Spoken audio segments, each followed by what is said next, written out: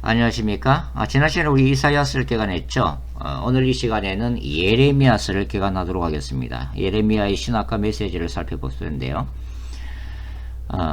예레미야 시대는 한마디로 격동의 시기였습니다. 그러니까 그동안에 그 세상을 호령했던 아수르 제국이 몰락하고 신생 바벨론 제국이 일어나면서 그 팔레스틴 일대의 패권이 바뀌게 되는 역사의 소용돌이 속에 살았던 인물이 바로 예레미야라고 할 수가 있죠. 예레미야는 요시야 13년, 그러니까 주전 627년경에 하나님으로부터 선지자로서 부르심을 받게 됩니다. 그리고 주전 622년경에 느헤미야는 요시야 왕의 종교개혁을 목격하게 되죠. 요시야 왕은 히스기야 왕과 함께 하나님 앞에서 선한 왕으로 기록되어 있는 왕인데요. 요시야 왕은 남유다 전역에 퍼져 있었던 바알 산당을 폐지시키고 야훼 중심의 그 신앙의 불길을 지피게 됩니다. 주전 612년 이 연도를 기억할 필요가 있죠. 바로 아수르의 수도인 니느웨가 신생 바벨론 제국에 의해서 함락이 되는 해입니다. 그러나 이제 아수르의 그 패잔병들은 하란 쪽으로 이제 물러가서 아수르 제국의 그 부활을 노리게 되죠. 주전 609년에는 그 남쪽에 있던 그 애굽이 그 아수르의 잔존 군대를 도와서 신생 바벨론 제국을 치기 위해서 북상을 하게 됩니다. 남쪽에 있던 이 애굽은 아수르와 좋은 관계를 유지하고 있었는데 신생 바벨론 제국이 일어나면서 그 팔레스틴의 정치 군사적인 판도가 바뀌게 되고 또 신생 바벨론 제국의 세력이 커지면 나중에 남쪽으로 남하해서 애굽을 치게 될 거라는 것을 예상한 그 애굽이 아수르를 도와주러 이제 올라가게 되죠. 갈그미스 쪽으로 올라가게 되죠. 그러나 중간에 남유다의 요시야 왕이 바로 그 길목을 막게 됩니다. 그래서 이제 머기토 전투가 일어나게 되는데요. 여기에서 요시야 왕이 안타까운 죽음을 당하게 됩니다. 그 다음에 이제 주전 605년경에는 1차 갈그미스 전투에서 패배한 애굽이 다시 군사를 정돈한 다음에 갈그미스 쪽으로 올라가서 그 아수르의 남은 군대와 함께 그 신생 바벨론을 대적하게 되는데 여기서 이제 대피하게 되죠. 그래서 주전 605년은 굉장히 중요한 역사적인 분기점이라고 할 수가 있습니다. 왜냐하면 주전 605년을 계기로 아수르 제국은 역사의 무대에서 완전히 사라지게 되고 이제 더 이상 전의를 상실한 애굽은 패각한 다음에 팔레스틴 전체의 정세를 조용히 관망하는 그런 자세로 이제 들어가는 시기가 바로 이 주전 605년경이죠. 주전 605년을 계기로 신생 바벨론은 팔레스틴의 패권을 장악하게 되면서 새로운 역사가 펼쳐집니다. 이 605년에 아수르의 군대와 애굽을 패배시킨 바벨론 제국은 내친김에 바로 남유다를 침공을 하게 되죠. 그래서 다니엘 등이 1차 포로로 이제 끌려가게 됩니다. 그 다음에 이제 주전 597년에 바벨론 2차 침공이 있게 되고 에스겔 등이 바벨론으로 끌려가게 되죠. 그리고 주전 586년경에 남유다 예루살렘은 바벨론 제국에 의해서 멸망이 되어지게 됩니다. 그래서 이제 예레미야는 그 남유다의 요시야 왕부터 마지막 왕, 그 시드기야 왕까지의 시대를 목격했던 선지자라고 할 수가 있죠. 자, 이제 예레미야서의 전체 구조를 잠시 살펴보도록 하죠. 예레미야 1장에는 그 예레미야의 그 소명장이라고 할 수 있습니다. 예레미야가 이제 소명을 받는 장면이 기록되어 있고, 그 다음에 2장부터 25장에는 남유다를 향한 예레미야의 12편의 설교문이 실려 있죠. 그 다음에 26장부터 29장까지는 예레미야가 제사장들과 거짓 선지자들에 의해서 박해를 받았던 상황이 기록되고 있고, 그 다음에 이제 30장부터 33장까지의 내용은 바벨론에서 남유다가 멸망을 당하겠지만 하나님께서 남은 자들을 통해서 회복시키실 것이라고 하는 그 희망의 신학이 제시되어 있고, 그 다음에 새로운 언약이 기록이 되어지고 있죠.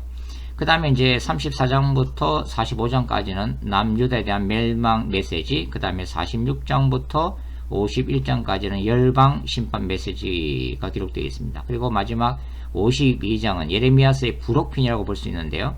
여기는 이제 시드기야 왕의 비참한 최후와 그리고 바벨론으로 끌려가고 포로로 끌려가는 장면이 기록이 되어지고 있습니다. 자, 예레미야서 또한 그 거룩한 전쟁 신학으로 읽을 수가 있는데요. 우리 예레미야서 1장만 한번 읽어볼까요? 예레미야서 1장의 내용을 한번 읽어보도록 하겠습니다. 예레미야 1장 4절부터 15절까지만 읽어보죠. 예레미야 1장 4절부터 읽어보겠습니다. 여호와의 말씀이 내게 임하니라. 이르시되 내가 너를 모태에 짓기 전에 너를 알았고 내가 배에서 나오기 전에 너를 성별하였고 너를 여러 나라의 선지자로 세워놓으라 하시기로 내가 이르되 슬프도소이다. 주 여호와여 보소서 나는 아이라 말할 줄을 알지 못하나이다 하니 여호와께서 내게 이르시되 너는 아이라 말하지 말고 내가 너를 누구에게 보내든지 너는 가며 내가 내게 무엇을 명령하든지 너는 말할지니라. 너는 그들 때문에 두려워하지 말라. 내가 너와 함께하여 너를 구원하리라. 나 야훼의 말이니라 하시고 여호와께서 그의 손을 내밀어 내 입에 대시며 여호와께서 내게 이르시되 보라 내가 내 말을 내 입에 두었노라. 보라 내가 오늘 너를 여러 나라와 여러 왕국 위에 세워 내가 그것들을 뽑고 파괴하며 파멸하고 넘어뜨리며 건설하고 신게 하였느니라 하시니라. 여호와의 말씀이 또 내게 임하니라. 이르시되 예레미야야 네가 무엇을 보느냐 하시매 내가 대답하되 내가 살구나무 가지를 보나이다. 여호와께서 내게 이르시되 내가 잘 보았도다. 이는 내가 내 말을 지켜 그대로 이루려 함이니라 하시니라. 여호와의 말씀이 다시 내게 임하니라. 이르되 네가 무엇을 보느냐 대답하되 끓는 가마를 보나이다. 그 윗면이 북에서부터 기울어졌나이다니 여호와께서 내게 이르시되 재앙이 북방에서 일어나 이 땅의 모든 주민들에게 부어지리라. 내가 북방 왕국들의 모든 족속들을 부를 것인즉 그들이 와서 예루살렘 성문 어기에 각기 자리를 정하고 그 사방 모든 성벽과 유다 모든 성읍들을 치리라. 여호와의 말이니라. 자, 이 종말론적 거룩한 전쟁 신학적 관점에서 보면 예레미야서는 어떻게 우리가 한마디로 이렇게 표현할 수 있을까요? 그것은 남유다의 죄악을 심판하시는 야훼의 거룩한 전사 호리 워리어의 그 모습이 부각이 되어 있다고 말씀을 드릴 수가 있습니다. 그러니까 선지자 예레미야는 그 남유다에 임한 그 임박한 그 종말 의식을 가지고 강력한 심판과 회개의 메시지를 외치게 되었다고 하는 거죠. 예레미야서 1장 10절은 예레미야 사역을 한마디로 그 함축을 하고 있는데요. 예레미야 1장 10절 다시 한번 읽어보겠습니다. 보라 내가 오늘 너를 여러 나라와 여러 왕국 위에 세워 네가 그것들을 뽑고 파괴하며 파멸하고 넘어뜨리며 건설하고 심게 하였느니라. 자, 여기 1장 10절을 여러분들이 자세히 보시면 파괴를 예고하는 동사 4개와 회복을 상징하는 동사 2개가 나타나 있습니다. 영어 성경을 보면 더 명확하죠. ESV 성경인데요. See, I have set you this day over nations and over kingdoms. 자, 그 파멸을 예고하는 동사들이 이제 따라오게 되는데 to pluck up 뽑아낼 것이고 그 다음에 to break down 깨뜨릴 것이고 to destroy 파괴시킬 것이고 to overthrow 뒤집어서 던질 것이다. 이건 파괴를 예고하고 있는 동사들이죠. 자, 그 다음에 긍정적인 동사가 두 개가 뒤따르고 있는데요. to build, 세우고, and to plant, 땅에 심는다. 이것은 이제 회복을 얘기를 하는 거죠. 그러니까 이렇게 파괴와 관련된 동사 4개가 나온다는 것은 예레미야의 사역이 어떤 사역이라는 거예요. 심판을 알리는 사역임을 드러내고 있는 거죠. 그러나 그럼에도 불구하고 예, 긍정적인 회복을 알리는 2개의 동사가 따름으로 인해서 그것이 이제 예레미야 30장부터 33장까지의 회복 메시지가 남유다 백성들에게 주어지고 있습니다. 그리고 이제 1장에서는 하나님이 예레미야에게 그 2개의 환상을 보여주시죠. 첫 번째 환상은 뭐죠? 바로 살구나무 환상입니다. 두 번째 환상은 뭡니까? 끓는 가마 환상이죠. 근데 이 살구나무 환상을 왜 보여주시냐 하면 살구나무 그 자체라기보다는 그 살구나무가 그 히브리어로 샤케드라고 하는 단어입니다. 샤케드. 근데 이 샤케드라고 하는 단어가 그 다음에 이제 1장에 보시면 1장 12절에 뭐라고 하나님 말씀하시죠? 여호와께서 내게 이르시되 내가 잘 보았도다. 이는 내가 내 말을 지켜, 이 지키라고 하는 단어가 나오죠. 내 말을 내가 그대로 지켜서 이루러 함이니라 할 때 이 지켜라고 하는 지키다라는 히브리어가 샤카드입니다. 샤카드. 근데 살구나무는 샤케드, 지킨다라고 하는 히브리어는 샤카드. 그러니까 이런 표현들을 뭐라고 부르죠? 언어 유희적 표현.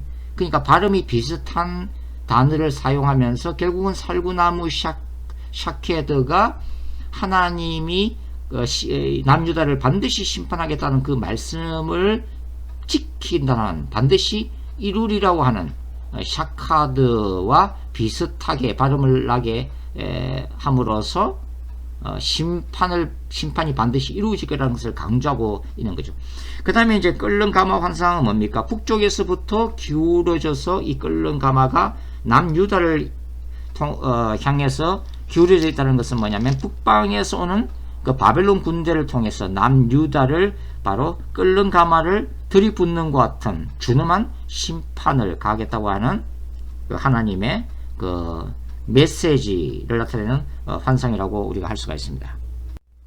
자, 그 다음에 예레미야 2장부터 이제 6장에는 그 예레미야가 그 남유다의 제약상을 고발하고 있는데요. 예레미야 2장 13절을 한번 찾아서 한번 읽어보겠습니다. 예레미야 2장 13절 말씀을 찾아서 읽어보겠습니다. 시작. 내 백성이 두 가지 악을 행하였나니 곧 그들이 생수에 거는되는 날을 버린 것과 스스로 웅덩이를 판 것인데 그것은 그물을 가두지 못할 터진 웅덩이들이니라. 자, 여기는 남유다가 행한 두 가지 죄악이 비유적으로 언급이 되어지고 있죠. 그러니까 남유다의 죄는 뭡니까? 생수에 거는되는 하나님을 버렸다는 것이죠. 두 번째 죄는 뭡니까? 스스로 물을 저장하지 못하는 터진 웅덩이를 판 것이라고 할 수가 있죠. 이것은 남유다 백성들이 이스라엘의 영원한 왕 대신 하나님을 우상숭배와 불순종의 죄악 가운데 버렸음을 의미하고 있는 거죠. 그러니까 이러한 결과로 이제 거룩한 전쟁인 심판을 이제 받게 되었다고 하는 것입니다. 지금도 마찬가지입니다. 하나님은 모든 인간의 생수에 근원되신 분이죠. 지금도 이 땅에선 수많은 사람들이 이 땅에서의 그 행복만을 추구하면서 예수 그리스도를 믿지 않는 수많은 사람들이 있다고 하는 것입니다. 그러나 바로 그러한 행위는 생수의 근원 대신 하나님을 버리고 파도 그리고 그 속에 나름대로 생수를 저장하려고 해도 밑이 빠져서 흔적도 없이 사라져버리는 그 헛된 세상을 추구하는 것과 같더라 하는 거죠. 자, 이 남유다의 배도, 그러니까 하나님을 버리는 그 배도의 결과로 남유다는 바벨론에 의해서 예루살렘이 멸망당하고 포로 생활을 하게 되는 거죠. 그 다음에 이제 예레미야 4장을 한번 찾아서 읽어보도록 하겠습니다. 예레미야 4장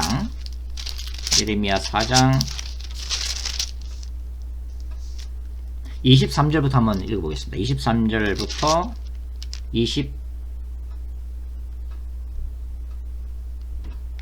26절까지만 읽어보겠습니다. 예레미야 4장 23절 보라 내가 땅을 본적 혼돈하고 공허하며 하늘에는 빛이 없으며 내가 산들을 본적 다 진동하며 작은 산들도 요동하며 내가 본적 사람이 없으며 공중의 새가 다 날아갔으며 보라 내가 본적 좋은 땅이 황무지가 되었으며 그 모든 성읍이 여호와의 앞 그의 맹렬한 진노 앞에 무너졌으니. 자, 여기에 묘사하고 있는 것은 바로 예레미야가 장차 그 바벨론에 의해서 예루살렘이 멸망당하는 그 모습을 비유적으로 지금 묘사한 것이죠. 이 모습은 바로 뭡니까? 하나님이 천지를 창조하시기 전 땅이 혼돈하고 공허하며 흑암이 깊음 위에 있고 수면에 하나님의 성령께서 운행하시는 창조되기 전에 그 혼돈과 죽음의 세계를 묘사하고 있는 것이죠. 마치 예루살렘이 멸망당하고 남유다가 패망하는 것이 이렇게 생명력도 없고 죽음으로 가득 찬 창조 이전의 세계와 같더라 하는 것입니다. 그러니까 이 바벨론에 의한 예루살렘 멸망 사건이 얼마나 종말론적인 그런 의미를 함축하고 있는지를 알 수가 있죠. 사실 그 유대주의의 그 종말사상, 무시사상은 바벨론에 의해서 예루살렘이 멸망당하는 바로 그 시점부터 태동했다고 해도 과언이 아닙니다. 남유다는 그 생수 대신 하나님을 버린 그 결과로 하나님으로 받았던 그 가나안 땅, 그 약속의 땅을 잃어버리는 바로 그런 무슨 결과를 초래하게 되죠. 그러니까 그 하나님과의 언약을 깨뜨린 바로 그 결과라고 하는 것입니다. 그래서 여기 이제 예레미야 그 5장 14절 한번 읽어보시면 예레미야 5장 14절 찾아서 같이 읽겠습니다. 예레미야서 5장 14절 그러므로 만군의 하나님 여호와께서 이와 같이 말씀하시니라 너희가 이 말을 하였은즉 볼지어다 내가 내 입에 있는 나의 말을 불이 되게 하고 이 백성을 나무가 되게 하여 불살리라. 자, 이게 그 예레미야를 통한 심판 메시지인데요. 예레미야가 타락한 남유다 백성들에게 회개를 촉구하고 심판을 예고해도 남유다 백성들이 그 말을 듣지 아니하더라 하는 것이죠. 그 앞에 보시면 13절에 뭐라 기록되어 있어요. 12절부터 한번 읽어볼까요? 12절 그들이 여호와를 인정하지 아니하며 말하기를 여호와께서 계시지 아니하니 재앙이 우리에게 임하지 아니할 것이요. 하나님의 임재를 남유다 백성들이 부인하고 있는 거죠. 우리가 칼과 기근을 보지 아니할 것이며 그 예레미야가 선포하는 그런 재앙이 결코 임하지 아니할 거라고 하는 겁니다. 그 다음에 13절 선지자들은 바람이라 말씀이 그들의 속에 있지 아니한즉 그같이 그들이 당하리라 하느니라. 예레미야가 선포하는 메시지가 바로 지나가는 바람과 같다 라고 이제 비웃는 거죠. 그래서 하나님은 무슨 말씀을 하세요? 예레미야가 선포한 그 메시지가 불이 되게 하고 남유다 백성들이 그 불에 불사르는 심판을 받게 하려고 하는 굉장히 무서운 말씀을 주고 있는 것이죠. 그러니까 예레미야의 입을 통해서 선포되는 야훼의 말씀은 남유다라는 나무를 불사르는 하나의 불로서 하나님의 백성인 남유다를 징계하시는 그 야훼의 거룩한 전쟁 개념을 나타내는 표현이라고도 볼 수가 있다고 하는 것입니다. 자, 그 다음에 예레미야가 예루살렘 성전 문 앞에서 행했던 설교 한번 살펴보도록 하겠습니다. 예레미야 7장입니다. 예레미야 7장, 예레미야서 7장을 찾으시고 1절부터 11절까지만 읽어보죠. 7장 1절 말씀. 여호와께로부터 예레미야에게 말씀이 임하니라. 이르시되 너는 여호와의 집 문에 서서 이 말을 선포하여 이르기를 여호와께 예배하러 이 문으로 들어가는 유다 사람들아, 여호와의 말씀을 들으라. 만군의 여호와 이스라엘의 하나님께서 이와 같이 말씀하시되 너의 길과 행위를 바르게 하라. 그리하면 내가 너희로 이곳에 살게 하리라. 너희는 이것이 여호와의 성전이라, 여호와의 성전이라, 여호와의 성전이라 하는 거짓말을 믿지 말라. 너희가 만일 길과 행위를 참으로 바르게 하여 이웃들 사이에 정의를 행하며 이방인과 고아와 과부를 압제하지 아니하며 무지한 자의 피를 이곳에서 흘리지 아니하며 다른 신들 뒤를 따라 화를 자초하지 아니하면 내가 너희를 이곳에 살게 하리니 곧 너희의 조상에게 영원 무궁토록 준 땅이니라. 보라, 너희가 무익한 거짓말을 의존하는도다. 너희가 도둑질하며 살인하며 간음하며 거짓 맹세하며 바알에게 분향하며 너희가 알지 못하는 다른 신들을 따르면서 내 이름으로 일컬음을 받는 이 집에 들어와서 내 앞에 서서 말하기를 우리가 구원을 얻었나이다 하느냐. 이는 이 모든 가증한 일을 행하려 함이로다. 내 이름으로 일컬음을 받는 이 집이 너의 눈에는 도둑의 소굴로 보이느냐. 보라, 나 곧 내가 그것을 보았노라. 여호와의 말씀이니라. 자, 이 예레미야 7장에 나타나 있는 그 예레미야의 성전 설교는 그 여호야김 왕의 즉위 초에 행해진 것입니다. 예레미야서를 쭉 읽어보시면 이제 예레미야 26장에도 이 성전 설교와 관련된 남유다 백성들의 반응이 이제 기록이 되어지고 있죠. 예레미야 26장 1절부터 7절은 예레미야 7장 설교를 요약한 거고, 그 다음에 이제 8절부터는 유다 백성들이 이 설교에 대한 반응을 보이고 있는 모습을 기록을 해놓고 있습니다. 예레미야 이 7장의 예레미야 성전 설교는 그 남유다 백성들이 행했던 그 이중적이고 가식적인 신앙생활을 혹독하게 비판하는 내용이죠. 그러니까 삶의 행함이 뒤따르지 않는 형식적인 예배를 드리는 것에 대해서 비판하고 있는 내용이라 하는 것입니다. 그 예레미야는 남유다 백성들이 삶 속에서는 하나님의 언약을 깨뜨리고 온갖 사회적인 죄악을 저지르면서 안식일날 성전을 찾아와서 예배만 잘 드리고 제물만 다 바치면 그들은 여전히 구원받은 하나님의 백성으로 축복을 받게 될 거라고 하는 착각을 하고 있다는 것을 예레미야가 질타를 지금 하고 있는 거죠. 오늘날도 이제 마찬가지인데, 우리가 주일날 예배를 드리지만 사실은 주일날 예배가 중심이 아니라 월요일부터 토요일까지 우리가 직장과 또 가정과 삶의 터전 가운데 살아가는 바로 그 삶 자체가 예배라 하는 것입니다. 그러니까 우리는 평일에는 하나님 앞에서 삶으로 예배를 드리는 거고, 주일날은 한 주간 동안 하나님의 뜻 가운데 살게 해주신 하나님께 찬양하기 위해서 공동체로 모여서 드리는 것이 바로 주일 예배라고 하는 거죠. 그런데 우리는 착각을 하고 있는 거죠. 평일은 아무렇게나 살고 주일만 잘 하나님 앞에 예배를 드리면 된다고 하는 잘못된 생각을 하고 있는 것입니다.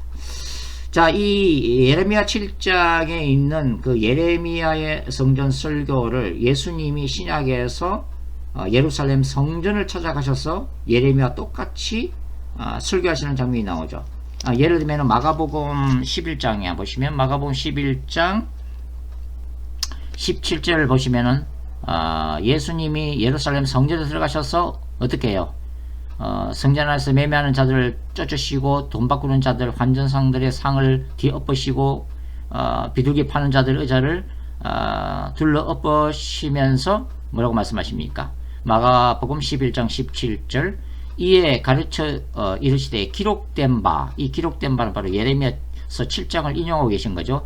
내 집은 만민이 기도하는 집이라 칭함을 받으라고 하지 아니하였느냐. 너희는 강도의 소굴을 만들었도다.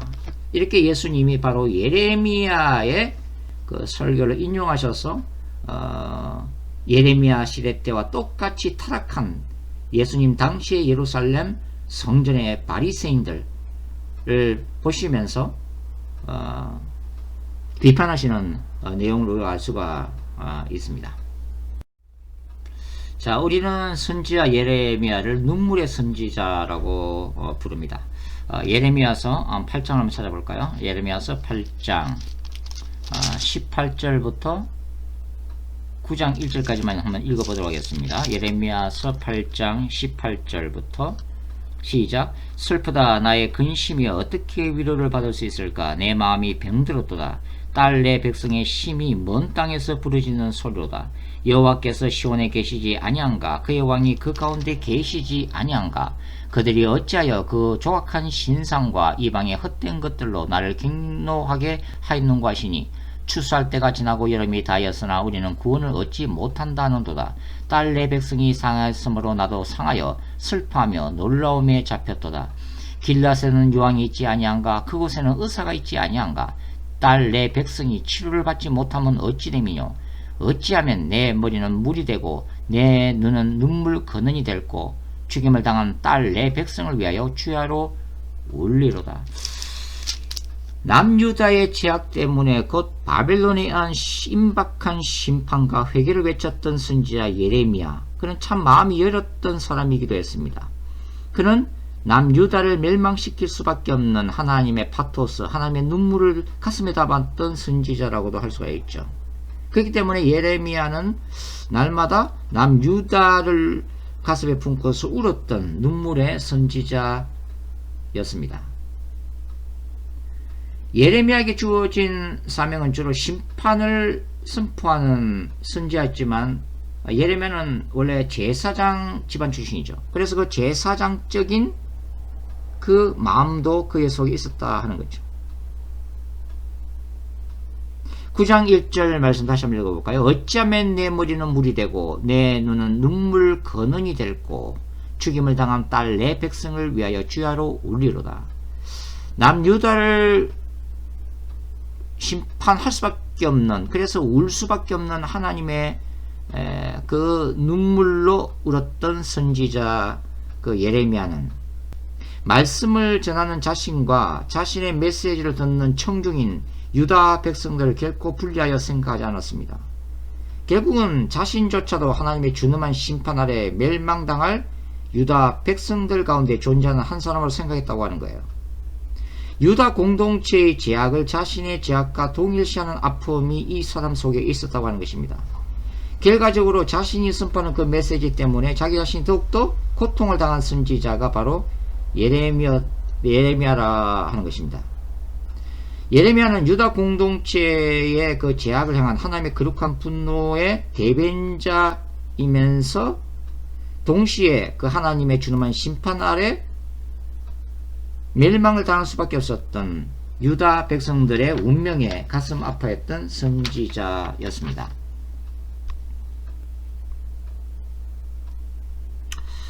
결국은 바로 이제 이 예레미야의 마음이 이제 남유다의 제약에 대해서 심판할 수밖에 없는 거룩한 전사, 홀리 워리어로서의 하나님의 준엄한 준엄성과 또 그러면서도 이스라엘의 신적 왕으로서 이스라엘을 향한 그 하나님의 마음이 동시에 드러났던 심판과 구원이 동시에 존재했던 바로 그 틈바구니 사이에서 고통하면서 울었던 선지자. 그래서 이 예레미야서는 예레미야의 고뇌가 굉장히 많이 등장하고 있고 예레미야가 개인적으로 탄식하는 그런 본문들이 많이 등장하고 있음을 우리가 볼 수가 있죠. 자, 그 다음에는 이제 예레미야서에는 그 예레미야의 예언자적 행동이 많이 나타나고 있는데요. prophetic behaviors. 이 예언자의 행동은 입으로 선포하는 듣는 메시지가 아니라 바로 행동을 통해서 보여지는 하나님의 메시지가 바로 이 예언자적 행동이죠. 하나님의 예레미야를 통해서 예를 들면 흐리띠 퍼포먼스를 행하게 하시는데요. 그것은 그 유브라데 강에 와서 흐리띠를 묶고 그것이 썩게 되었음을 보이게 되는 그런 퍼포먼스죠. 그러니까 이러한 퍼포먼스는 그 예레미야와 흐리띠의 관계를 뭐로 상징하고 있는 거예요? 하나님과 남유다의 그 친밀한 관계가 바로 이제는 이렇게 썩어버렸다 하는 것을 드러내고 있는 그런 퍼포먼스죠. 그 다음에 이제 예레미야는 그 개인적으로 결혼을 할 수도 없었습니다. 하나님이 결혼하지 말라고 그랬죠. 왜냐하면 남유다 멸망이 다가오고 있기 때문에 결혼할 필요조차도 없다. 그래서 독신으로 지내야만 했죠. 장가도 못 간 사람이 바로 예레미야입니다. 그뿐만 아니라 예레미야는 상가의 문상도 못 갔고 또 뭐 결혼식 같은 이 잔치집에 갈 수도 없었죠. 그것이 이제 예레미야 이제 16장에 기록이 되어 있는데요. 이렇게 했던 이유는 바로 이 사람들이 왜냐고 물었을 때 예레미야는 너희의 죄악 때문에 장차 이렇게 울고 싶어도 울 수 없고 또 기뻐할 수도 없는 종말의 날이 오게 될 것인데 그것이 바로 예루살렘 멸망의 날이다 라는 것을 말해주기 위한 그 퍼포먼스라 하는 거죠. 그 다음에 이제 토기장이 비유도 등장하게 됩니다. 예레미야가 이제 토기장이를 찾아가서 하나님이 그 토기장이의 모습을 보여주시죠. 그것의 의미는 그 남유다의 운명이 그 바벨론 같은 제국이 아니라 토기장이 대신 하나님의 손에 달려있다는 것을 백성들한테 전하라고 하는 것입니다. 결국은 토기장이 대신 하나님의 손에 심판과 구원이 동시에 있다는 것을 깨닫게 하기 위해서죠. 그러나 남유다는 바로 그 토기장이 대신 하나님의 은혜도 회개하지 아니함으로 저버리게 된다고 하는 것입니다. 결국은 이 예레미야가 행했던 이 예언자적인 행동들은 신적 왕이신 야훼를 남유다가 버렸다 하는 메시지를 담고 있는 거죠. 자, 그 다음에 이제 예레미야가 수행했던 이 거룩한 전쟁 속에는 거짓 선지자들과의 대결, 갈등도 포함이 되어 있습니다. 예레미야는 당시 거짓 선지자들의 공격을 많이 받았죠. 그것은 예레미야가 남유다의 멸망을 계속 설교했기 때문인데요. 거짓 선지자들은 하나님이 끝까지 남유다를 보호해서 그런 일이 일어나지 않을 거라고 하는 평강을 선포했던 사람들이죠. 당시 이제 예레미야는 정치적으로 보면은 친바벨론 성향이었습니다. 근데 이러한 그 바벨론에 대항하지 말고 순순히 항복을 권유했던 이러한 그 예레미야의 정치적인 성향은 그가 하나님으로 받았던 계시에 기초하고 있는데요. 그러니까 남유다가 회개하지 않는 한 반드시 바벨론에 의해서 심판을 받게 될 것이라고 하는 그 말씀 때문에 만일 하나님의 심판이 그렇게 확정되어 있다면 차라리 바벨론에 대항하면 대항할수록 그만큼 더 혹독한 희생을 남유다가 치러야만 되었기 때문에 항복을 권유했다고 하는 것이죠. 여하튼 이러한 친바벨론 성향은 당시 남유다가 가지고 있던 그 반바벨론 친애굽이라고 하는 또 성향과 바로 이제 부딪히는 부분이었다고 하는 것입니다. 당시 이 마지막 왕 시드기야 왕은 바벨론이 아니라 애굽을 의지함으로 인해서 결국은 심판으로 가는 비극을 맞이하게 됩니다. 자, 그래서 이 예레미야 때는 그 하나냐와 같은 거짓 선지자들이 평강을 이제 많이 외쳤는데요. 그 예레미야 23장을 쭉 읽어보시면 어떤 얘기가 나오냐면 예레미야 23장 18절 읽어보시면 예레미야가 뭐라고 얘기하냐면 누가 여호와의 회의에 참여하여 그 말을 알아들었으며 누가 귀를 기울여 그 말을 들으냐. 무슨 얘기냐면은 이 참된 선지자와 거짓 선지자의 차별점을 예레미야는 하나님의 보좌, 하나님의 법정에서 하나님이 하시는 말씀을 들은 자가 참된 선지자고, 그 하나님의 말씀이 아니라 자기 생각으로 설교하는 자는 거짓 선지자라는 것을 이제 주장하는 그 문맥 속에서 나오죠. 바로 천상회의입니다. 천상회의. 이사야 6장에서 이사야가 봤던 예루살렘 성전에 임해했던 하나님의 그 임재, 보좌, 환상과 같은 것을 예레미야는 기도 가운데 또는 뭐 환상을 통해서 그런 하나님의 그 천상회의, 보좌 앞에서 하나님께서 바벨론을 통해서 반드시 남유다를 심판하시려고 하는 그 메시지를 들었다는 거죠.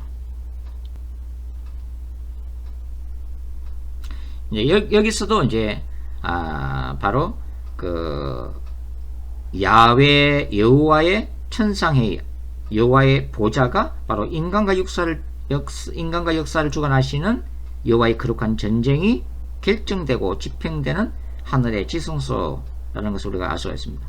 그래서 예레미야서는 이제 27장, 28장, 29장 쭉 이렇게 거짓 선지자들과의 논쟁이 계속되고 있죠.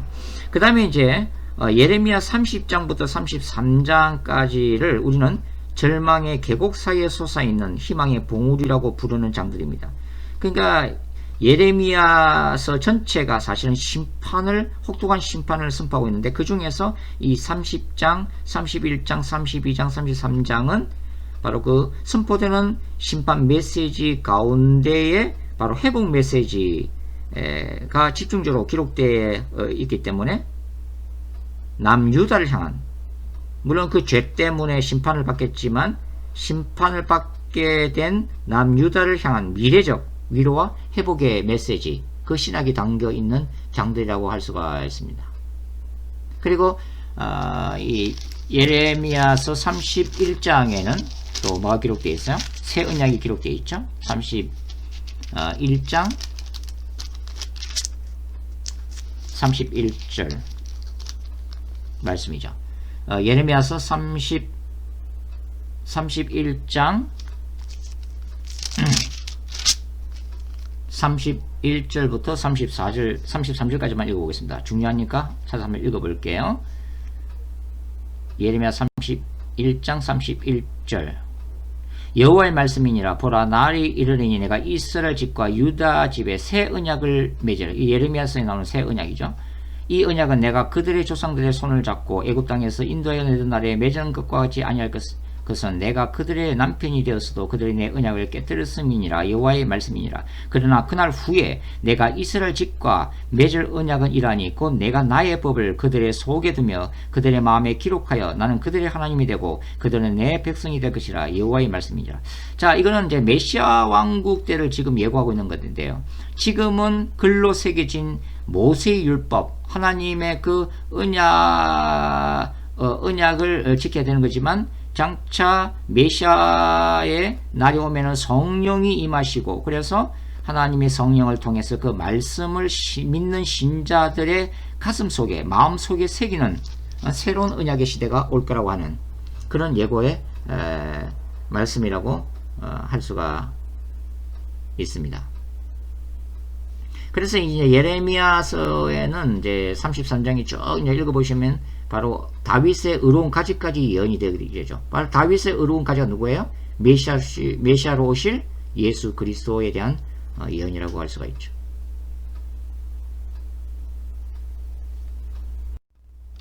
자, 그 다음에 이제 예레미야서 33장을 보도록 하겠습니다. 33장 1절부터 3절까지만 읽어보죠. 33장 1절. 예레미야가 아직 시위대 뜰에 갇혀 있을 때 여호와의 말씀이 그에게 두 번째로 임하니라. 이르시되 이를 행하시는 여호와, 그것을 만들며 성취하시는 여호와, 그의 이름을 여호와라 하는 이가 이와 같이 이르시도다. 너는 내게 부르짖으라. 내가 내게 응답하겠고 내가 알지 못하는 크고 비밀한 일을 내게 보이리라.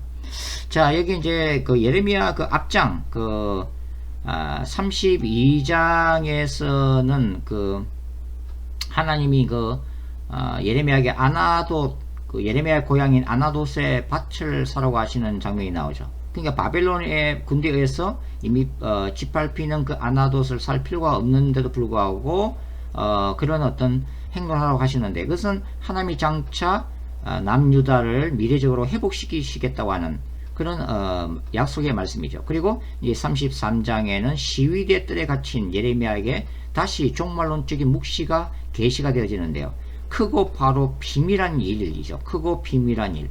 이 크고 비밀한 일은 이미 예레미야가 받았던 바벨론에 의한 심판과 이스라엘의 궁극적인 회복이 다시 확인되는 그런 계시였다고 할 수가 있습니다.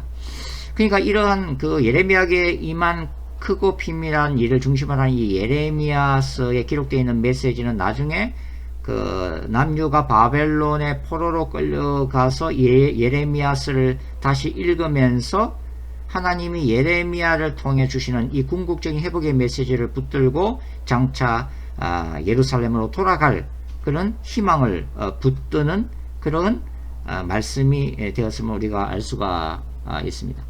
그리고 이제 예레미야서 이제 44장 1절부터 30절은 그 예루살렘 멸망 직후에 그 예레미야가 이스라엘 백성 일부와 함께 애굽으로 내려가게 되는데요.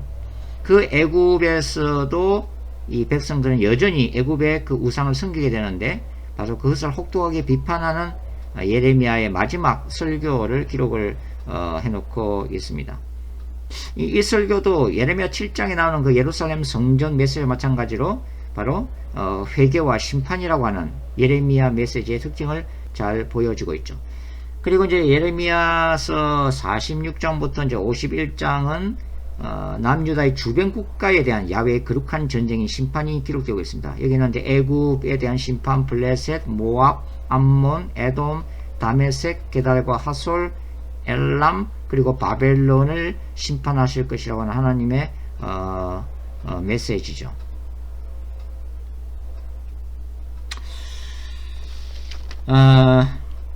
우리가 지금까지 이제 함께 공부해 본 것 같이 선지자 예레미야는 어떤 사람이었나요? 바로 거룩한 전쟁을 수행하는 그 야훼 하나님의 대변자였다고 하는 거죠. 그런 메시지를 통해서 바로 남유다의 제약과 싸우시는 전쟁하시는 하나님을 대변하고 있는 선지자가 바로 예레미야라 하는 것입니다. 예레미야는 남유다를 향한 회개와 심판이라고 하는 그 메시지를 통해서 어떤 하나님을 계시했나요? 심판하시는 홀리 워리어 대신 하나님을 계시를 했습니다. 그리고 예레미야서 30장부터 33장까지 회복 메시지를 통해서 어떤 하나님이 계시가 됐죠? 그럼에도 불구하고 하나님은 그 포로로 끌려간 이스라엘 백성들을 먼 훗날 반드시 구원해서 예루살렘을 회복시키실 것이라고 하는 이스라엘 신적 왕이신 하나님을 드러내고 있다고 하는 거죠. 예레미야서는 우리가 특별히 바로 눈물의 선지자라고 하는 특징을 읽을 수가 있는 그런 책입니다. 바로 예레미야의 통곡과 고뇌와 슬픔과 눈물을 통해서 우리는 뭘 봐요? 남유다를 때릴 수밖에 없고 심판할 수밖에 없는 바로 하나님의 사랑과 하나님의 눈물을 우리가 읽어낼 수 있는 책이라고 말씀을 드릴 수가 있습니다. 자, 다음 시간에 또 우리가 예언서를 개관하는 시간을 갖도록 그렇게 하겠습니다. 한 주간 동안 또 주님의 평강 가운데 잘 지내시고 다음 시간에 뵙도록 하겠습니다. 감사합니다.